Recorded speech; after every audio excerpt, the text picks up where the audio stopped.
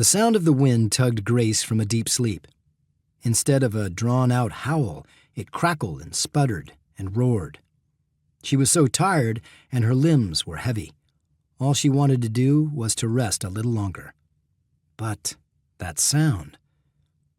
As her eyelids lifted, she immediately sensed something was wrong, but her thoughts were sluggish and scattered, probably from the whiskey. Her body was slow to move, also from the booze. Then the smell hit her. Smoke. Where was it coming from? She climbed out of the bed wearing her nightgown and socks and went toward the bedroom door. An orange glow illuminated the smoke wafting into the room from under the door. She clutched the doorknob, but it wasn't cool metal that greeted her palm. The knob was warm to the touch. Grace opened the door. Flames were everywhere, dancing and devouring the cabin all along the perimeter.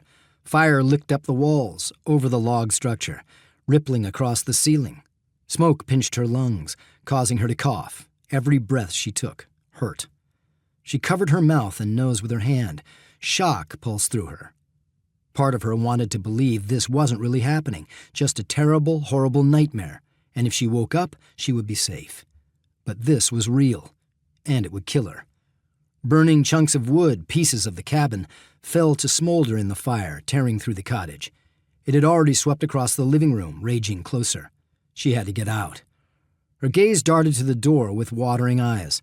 The room was too bright and too hazy with smoke at the same time, making it hard to see. But the blaze had consumed the front door. She whirled toward the back one by the kitchen. The exit was only a few feet away, but it was useless to her. The door was engulfed in flames. Even the curtains over the windows in the living and dining rooms had caught fire, trapping her in the burning cabin. Fear mingled with the smoke, clogging her lungs, making it harder to breathe. Her eyes stung and watered, blurring her vision of the flames and smoke. Waves of immense, suffocating heat bore down on her. The flames pressed in, eating up the oxygen. Staggering back into the bedroom, she slammed the door closed. Think. What to do? Coughing, she rushed to the bureau and, dropping to her knees, opened the bottom drawer.